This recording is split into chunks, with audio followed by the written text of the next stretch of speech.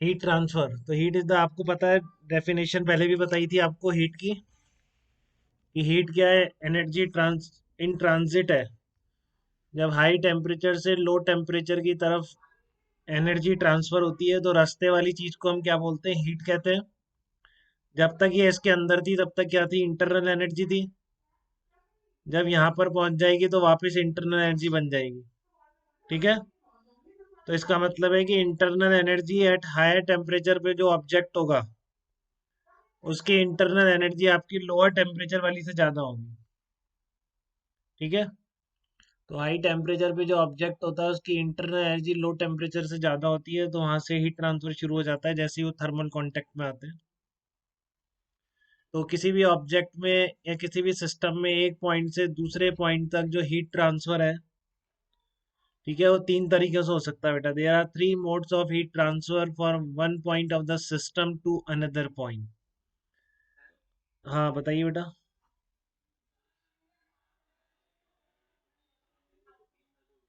हाँ हाँ, मैं यहीं से पढ़ा रहा हूँ बेटा, कि हीट ट्रांसफर हमने पढ़ा था कि हायर टेम्परेचर से लोअर टेम्परेचर की तरफ होता है। तो जो रास्ते में एनर्जी होती है, energy in transit, that is called heat. ठीक है। ये बात पहले हो चुकी थी अपनी। तो अब हाँ, तो अब किसी भी सिस्टम में एक पॉइंट से दूसरे पॉइंट तक हीट पहुंचने के तीन तरीके हो सकते हैं। ठीक है ना, किसी भी सिस्टम में there are three modes of heat transfer from one point of system to another point. ठीक है। तो देखो, इसको ऐसे समझते थे क्लासरूम में, तो यहाँ पर मैंने वैसी ही कोशिश करी कि मान लो ये ब्लॉक आपने पास करना है, यहाँ तक पहुँचाना है लास्ट तक। ठीक है ना, जैसे मैं डस्टर क्लास में बोलता था लास्ट बेंच तक पहुँच जाए। ठीक है। तो ये डस्टर लास्ट बेंच तक पहुँचाने के कितने तरीके हो सकते हैं। एक तरीका तो ये हो सकता है, मैं इस बच्चे को दूं, ये बच्चा पीछे दे, फिर ये बच्चा पीछे दे, ये बच्चा पीछे दे, और फाइनली डस्टर यहाँ तक पहुंच जाए। ठीक है। तो ये जो मोड यहाँ पर मैंने इस डस्टर के ट्रांसफर का बनाया है, this is called conduction mode. ठीक है ना। This is called conduction mode. कैसे, जैसे कि एक रॉड है, आपने इस एंड को गर्म किया। ठीक है ना, आपने इसका टेम्परेचर T1 कर दिया, इसका लोअर टेम्परेचर कर दिया। तो एक पॉइंट, एक मॉलिक्यूल दूसरे मॉलिक्यूल को रॉड के अंदर हीट पास करता जा रहा है, तो ये रॉड जो यहाँ तक गर्म हो गई है, ठीक है, that is the mode of energy transfer which is conduction. यहाँ पार्टिकल बिल्कुल ट्रांसफर नहीं हुए। ठीक है ना। ये रॉड है आपका और T1 is greater than T2। तो इस एंड से इस एंड तक जो ट्रांसफर होगा, हीट ट्रांसफर, दैट इज, उसमें आपका बिल्कुल कोई ट्रांसफर नहीं हो रहा है मॉलिक्यूल। ठीक है। उसमें बिल्कुल कोई मॉलिक्यूल ट्रांसफर नहीं हो रहे हैं, केवल हीट का ट्रांसफर हो रहा है। ठीक है। और ये ट्रांसफर क्या कहलाता है, कंडक्शन प्रोसेस कहलाती है। और दूसरा मोड है मेरे को यहाँ तक डस्टर पहुंचाना है एंड तक, मैं खुद चल के गया और इस बच्चे को दे दिया। ठीक है, समझ रहे हैं? मैं खुद चल के गया और मैंने इस बच्चे को दे दिया, तो वो क्या होगा, कन्वेक्शन मोड होगा। ठीक है ना।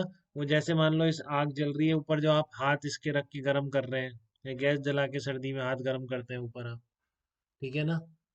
तो वो सब जो मोड है वो कन्वेक्शन होता है, कि आपकी जो गर्म एयर है वो ऊपर आके आपके हैंड से टकराती है। ठीक है ना। जो आपकी गर्म एयर है वो ऊपर आके आपके हैंड से टकराती है, और ठंडी एयर नीचे जाती है। तो गर्म एयर हल्की हो जाती है ना, तो कम डेंसिटी होने से ऊपर उठ के आती है और आपके फिर हैंड्स को गर्म करती है। तो वो आपका कन्वेक्शन मोड है। रेडिएशन, ये मुझे ना तो बीच में आप फ्लोर की जरूरत है, बीच में पानी वानी कुछ होता, मीडियम नहीं भी होता, या ये बच्चे भी नहीं होते। ठीक है ना, तो मैं तो चल के जाता ना, मुझे इन बच्चों की जरूरत होती, मैं सीधा डस्टर फेंक देता और ये बच्चा यहाँ पे कैच कर लेता। तो एक वो मोड भी है ट्रांसफर का। ठीक है। वो आपका क्या कहलाता है, रेडिएशन कहलाता है, कि मीडियम की जरूरत ही नहीं है। तो सन से जो यहाँ तक एनर्जी आ रही है, तो बहुत सारा ऐसा पार्ट है बीच में सन और अर्थ के, कि कोई है ही नहीं वहाँ पे, कुछ भी नहीं है। ठीक है। तो फिर भी हमारे पास क्या आ रही है, एनर्जी पहुंच रही है सन की। तो वो मोड जो हीट ट्रांसफर का है सन से अर्थ पे आने का, दैट इज रेडिएशन है।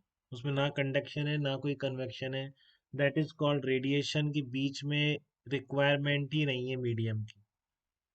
ठीक है। तो ये तीनों मोड आप यहाँ भी देख सकते हैं। मान लो आपको हाथ गर्म करने हैं अपने, तो एक तरीका तो ये है कि आप इस रॉड को पकड़ के खड़े हो जाए।